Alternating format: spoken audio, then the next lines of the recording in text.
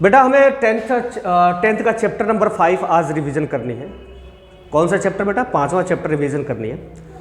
और वो रिवीजन क्या है? एपी। मतलब वो चैप्टर क्या है? एपी। ठीक है ना, अर्थमेटिक प्रोग्रेशन। हमें अर्थमेटिक प्रोग्रेशन ही पढ़नी है बेटा। आज क्या पढ़ना है? Arithmetic progression, AP. AP means arithmetic progression. ये 10th में भी है और 11th में भी है। जितना 10th में उतना ही 11th में, थोड़ा सा मॉडिफाइड है 11th में, बाकी जितना है सो है इसमें भी। देखो एपी क्या होता है बच्चों? अर्थमेटिक प्रोग्रेशन होता है। अर्थमेटिक प्रोग्रेशन, अर्थमेटिक प्रोग्रेशन, ये अर्थमेटिक प्रोग्रेशन होता क्या चीज है? तो एक ऐसा sequence, collection of number which follow the sequence, मतलब सीक्वेंस में ही हो, एक ऐसा सीक्वेंस जो क्या हो, उनके किसी भी दो नंबर का, किसी भी दो नंबर का डिफरेंस किया जाए। क्या किया जाए? दो नंबर का। अर्थमेटिक प्रोग्रेशन किसे कहते हैं भाई? अर्थमेटिक प्रोग्रेशन जो कलेक्शन ऑफ नंबर हो, कलेक्शन ऑफ नंबर यानी सीक्वेंस, एक ऐसा कलेक्शन ऑफ नंबर जो क्या हो, सीक्वेंस में हो। तो उस सीक्वेंस में अगर कहीं पर भी डिफरेंस सक्सीडिंग टर्म्स में से अगर प्रीसीडिंग टर्म को माइनस किया जाए तो हमेशा डिफरेंस क्या हो जाए? सेम आए। क्या आ जाए? सेम आए। तो उसको क्या बोलते हैं? Arithmetic progression. मतलब अर्थमेटिक प्रोग्रेशन, अर्थमेटिक प्रोग्रेशन किसे कहते हैं भाई? कि जब डिफरेंस क्या हो? सेम आए।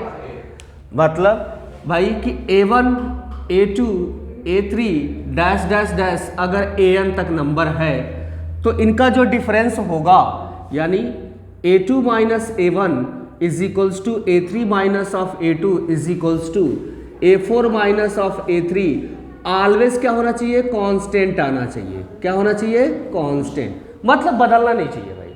अगर बदल गया तो एपी में नहीं हो, कहीं पर भी नहीं बदलना चाहिए। ठीक है ना, मीन्स अब यहाँ पे डिफरेंस क्या होना चाहिए? सेम होना चाहिए, कहीं पर भी चेंज नहीं होना चाहिए। ठीक है, अब इसी डिफरेंस को ही, मतलब a2 माइनस a1 को ही हम लोग क्या बोलते हैं? कॉमन डिफरेंस बोलते हैं।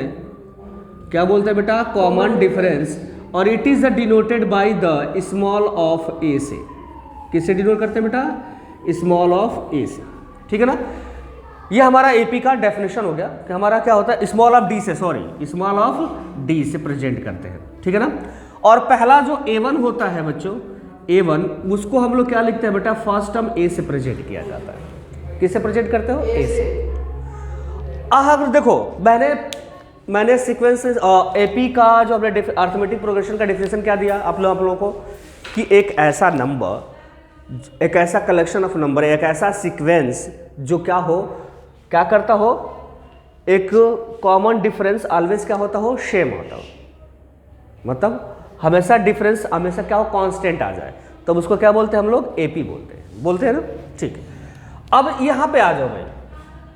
अगर तुमसे सेकंड डिफिनेशन की बात किया जाए तो अगर तुम्हारे पास पहला नंबर अगर a हो, अगर उसमें एक dd जोड़ते चले जाए तो हमारा जो नंबर मिलता है वो भी क्या होता है?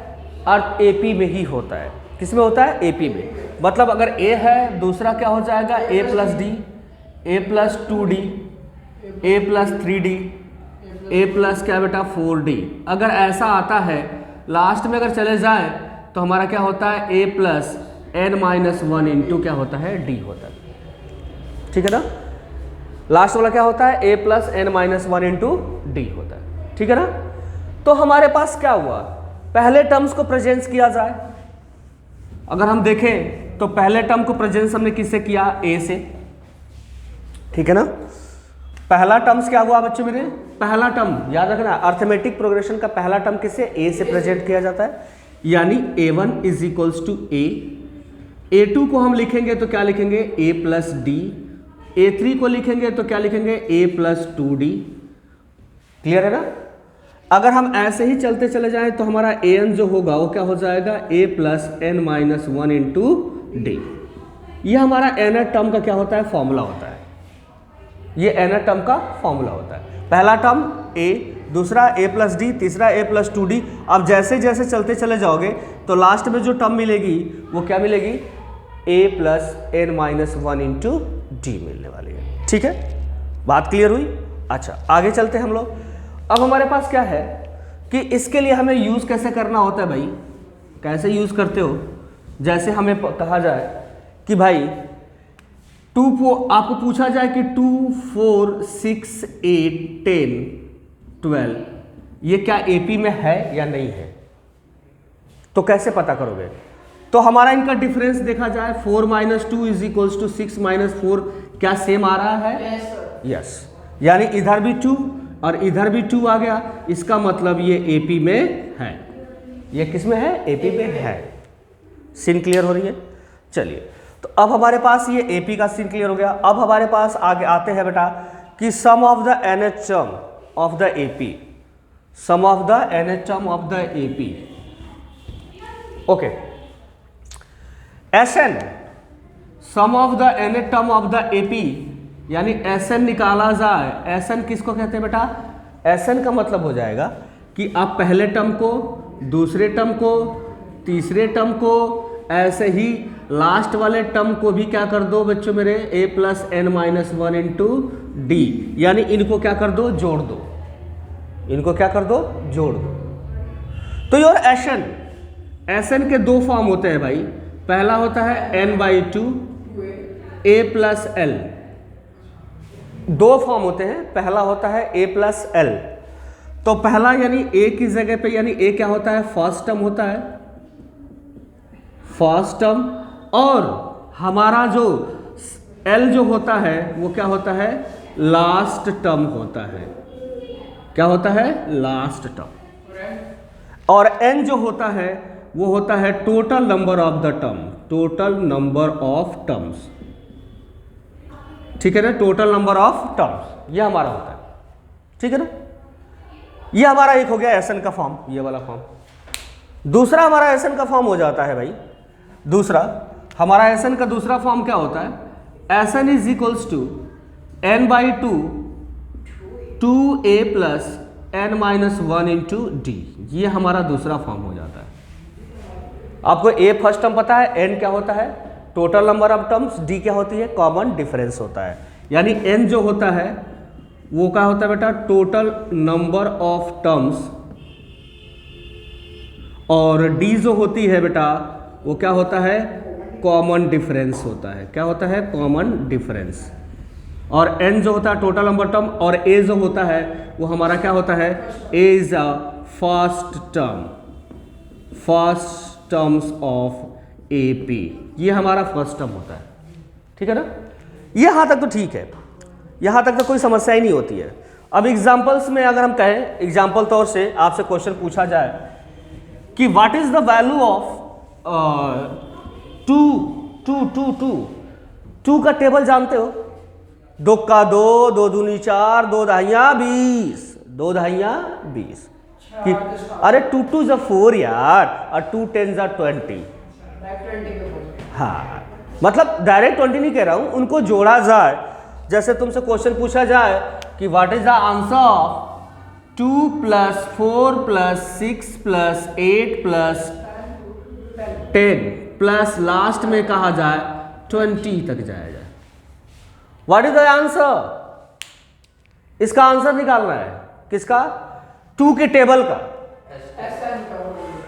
हाँ, तो हमें 2 का टेबल का हमें क्या करना है? S10 निकालना है। 2 दहाइयाँ 10 ही तो होता है ना, तो उसमें कितने होंगे? 10 टर्म होंगे। कितने टर्म होंगे?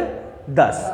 तो 10 टर्म होंगे तो हमारा फॉर्मूला लगेगा S10, और लिखेंगे 10/2 और a + l, यानी 2 + कितना हो जाएगा? 20। 2 + 20 इट्स बिकम्स क्या हो जाएगा? S10 = 5 और ये हो जाएगा 22, इट्स बिकम्स कितना हो जाएगा? 110। ये आपका फाइनल आंसर हो जाएगा 110 इसका टेबल। यानी 2 4 6 8 10 और 20 तक सम करना है तो S10 आपका निकालेंगे। तो इसके अंदर 10 ही नंबर थे ना इसके अंदर।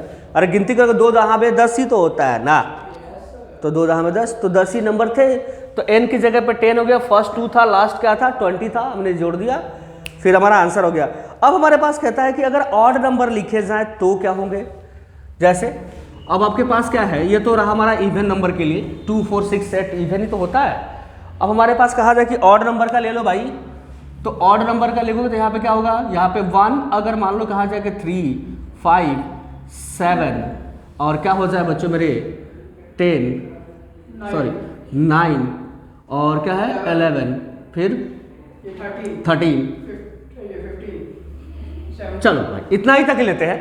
कहा जाए इसका सम निकालना है तो क्या करोगे भाई, एस कितने नंबर है, 2, 2, 4, 2, 6, 2, 8, तो एस 8 निकाल देते हैं। तो 8/2, first term 1, last term 15, it's became 4, ये हो जाएगा 16, 16 चौको 64। समझ में आ रही है? इसके बीच का नंबर काउंट कर लेते हैं और इसका आंसर हम लोग फाइंड आउट कर लेते हैं। ये हमारा होता है क्वेश्चंस, ठीक है ना। अब हमारे पास क्वेश्चन वैसे भी होते हैं जैसे एपी में। अब आपको कहता है कि आपके पास क्वेश्चन है, फॉर एग्जांपल जैसे कहता कि 3, 8, 13 डैश डैश डैश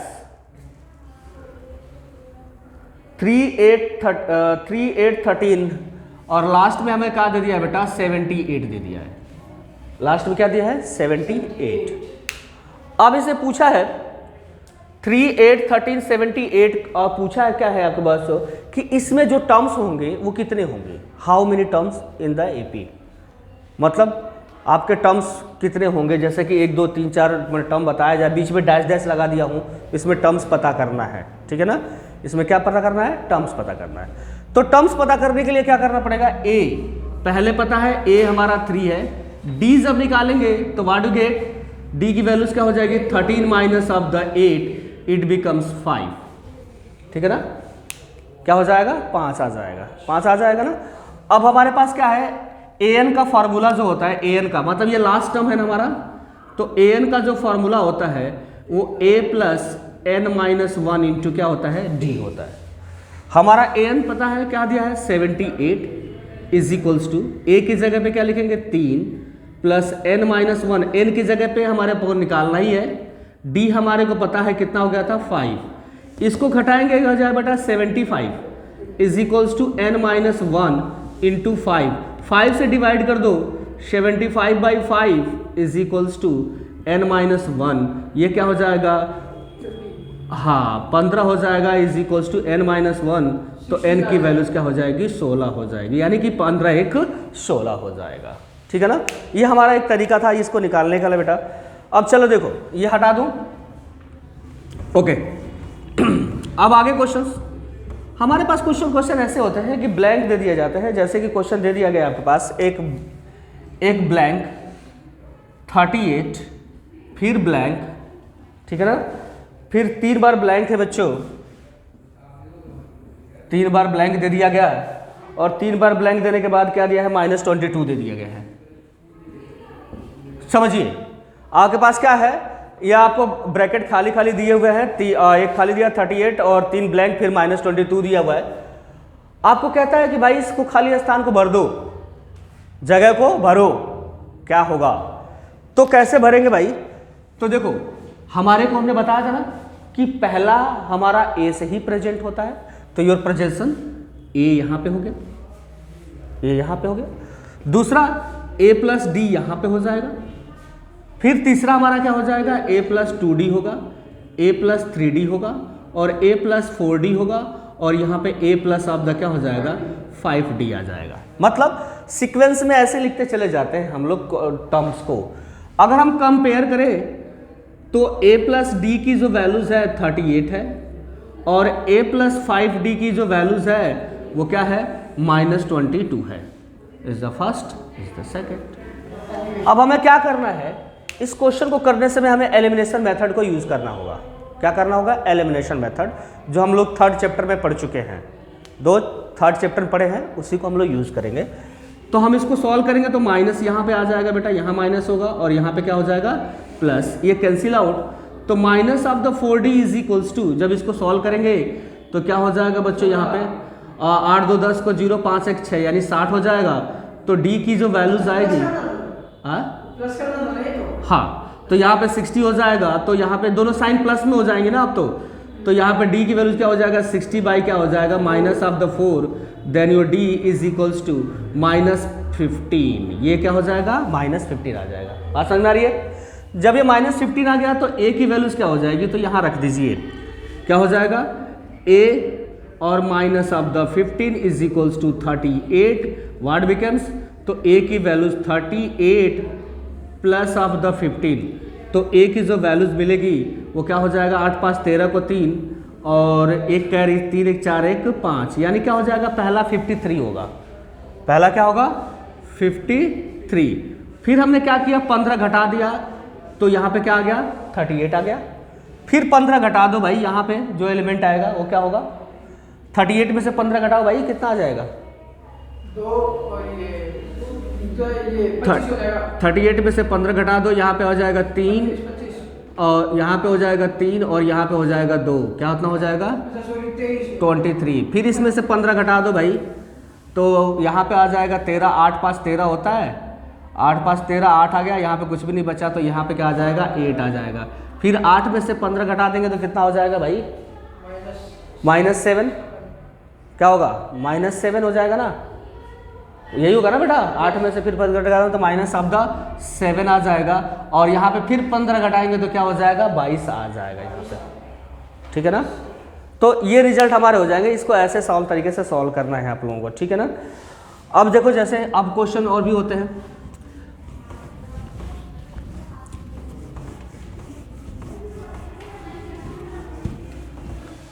अब और क्वेश्चंस देखो भाई कैसे और क्वेश्चन पूछे जाते हैं तुम लोगों से। कहता है भाई कि आप लोग क्वेश्चन से पूछा जाएगा कि हाउ मेनी, जैसे कह रहा है कि nth term of the 2 AP are equal, मतलब कह रहा है कि एक AP दिया है 63, 65, 67 डैश डैश, और दूसरा AP तुम्हें दिया हुआ है बच्चों 3 10 17, 3 10 17, ये आपको दिया है 2 AP दिया है, 2 AP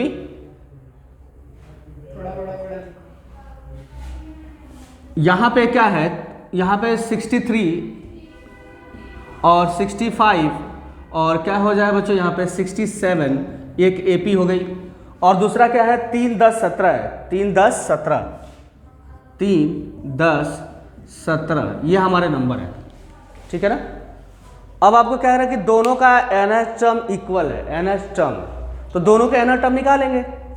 दोनों का एनाटम कैसे निकलेगा, तो दोनों का एनाटम निकालने के लिए क्या होगा 63 प्लस n-1 d निकाला जाएगा, तो इसके बीच में कितना होगा डिफरेंस 2 का होगा, और यहाँ पे हो जाएगा 3 प्लस कितना हो जाएगा n-1 d देखा जाए तो क्या हो जाएगा 7 का हो जाएगा, ठीक है ना। घटा देते हैं भाई, 3 इधर घटा दोगे 60 आ जाएगा, उधर लेके चले जाते हैं, तो n-1 into 7 minus n-1 into क्या हो जाएगा 2। सॉल्व द प्रॉब्लम, तो 60 is equals to 7n-7 minus ये 2n प्लस कितना हो जाएगा 2। व्हाट बिकम्स, यहाँ घटा दे भाई 60 इज इक्वल्स टू, यहाँ पे करेंगे तो ये जुड़ जाएगा, तो यहाँ पे हो जाएगा बच्चों 5n और ये -5 आ जाएगा। 5 को उधर ट्रांसफर कर देते हैं, जब ये 5 ट्रांसफर होगा तो 65 इज इक्वल्स टू 5n, तो n की वैल्यूज क्या हो जाएगी 65/5, तो n की वैल्यूज क्या हो जाएगी 3 आ जाएगी, सॉरी 13, n की वैल्यूज क्या हो जाएगी 13 आ जाएगी। n की वैल्यूज तुम्हारी 13 आ गई। अब हमारे पास जो भी टर्म पूछा हुआ है, यानी उस n13 के लिए दोनों का टर्म्स क्या होगा सीक्वेंस में इक्वल होने हैं, एनाटम इक्वल होने हैं, ठीक है ना। अब देखो हमारे पास क्या होता है बच्चों, कुछ ऐसे टर्म्स होते हैं, कुछ ऐसे टर्म्स होते हैं जो हमें AP में लेट करने होते हैं। बात को समझो बच्चों, some terms in the AP, भाई कुछ ऐसे टर्म्स होते हैं जो हमें AP में लेट करने होते हैं, ऑर्बिट्री लेट करने होते हैं। वो कब लेट करने होते हैं, आइडिया है, नो आइडिया, मतलब 3 टर्म 4 टर्म 5 टर्म कब लेट करने होते हैं, वो तब लेट करने होते हैं जब उनका सम और प्रोडक्ट दोनों क्या हो गिवन। 3 टर्म्स इन AP या 4 टर्म्स इन AP या 5 टर्म्स इन AP अगर हमें कंसीडर करना है, लेना है, तो वो टर्म्स हमें कब लिया जाता है, जब sum and the product of the terms are the given. ठीक है ना, कब है गिवन। अब हम होता क्या चीज है वो देखते हैं। तो 3 टर्म्स अगर एपी में लेट करना होता है, 3 terms in AP, then you लिखेंगे a माइनस डी ए और a प्लस डी, ये 3 टर्म्स लिए जाते हैं। जब 4 टर्म्स लिए जाते हैं, 4 टर्म्स इन एपी, तो what you get, a minus 3d, a minus D, a plus d और a प्लस क्या होता है बेटा 3d आता है। ठीक है ना, 4 टर्म। जब हम 5वां टर्म लेट करेंगे, 5th टर्म्स इन एपी, तो a माइनस कितना होता है 2d, a minus D, a plus d और a प्लस कितना होता है बेटा 2d। ये आपके 5 टर्म होते हैं। ये तभी लेट किए जाते हैं बच्चों जब sum and product of terms are given. मतलब जब ये सम, कभी कहा जाना कि भाई ये देखो 3 terms, 4 terms and 5 terms taken in the AP, मतलब अगर एपी में लिए जाएंगे, एपी में करे जाएंगे, ये तभी करे जाएंगे जब सम और प्रोडक्ट दोनों गिवन हो। मतलब कि सम भी दिया हो और प्रोडक्ट भी दिया गया हो।